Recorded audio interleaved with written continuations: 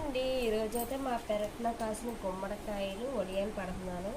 చూడండి, శుభ్రంగా కడిగేసుకొని నీరు వాడేదాకా కాయ పక్కన పెట్టేసుకొని ఇంకా ఒడియాలు అయితే పెట్టేసుకుందాం అనేసి ఇలా మీకు వీడియో చూస్తానండి. ఇవి అయితే హైబ్రిడ్ కాయలు కాదు, దేశవాళీ కాయలండి. చాలా మంచివి. ఒడియాలు కూడా చాలా టేస్టీగా చాలా బాగుంటాయి. చిన్న చిన్న ముక్కల కింద కోసేసుకొని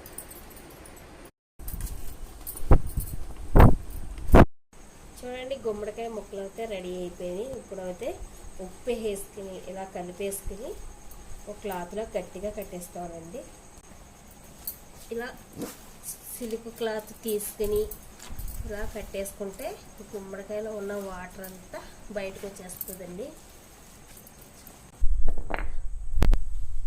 ఇలా గట్టిగా చుట్టేసుకుని టైట్గా వాటర్ పోయేలాగా చూడండి. వాటర్ అయితే ఇలా కింద నుంచి వచ్చేస్తుందో దీని మీద బాగా బరువైంది పెట్టాలి. నేనైతే సందికలు పెడుతున్నానండి. చూసారు కదండి, ఇలా వెయిట్ పెడితే వాటర్ అంతా కిందకు వచ్చేస్తుంది మన పొద్దుటికి.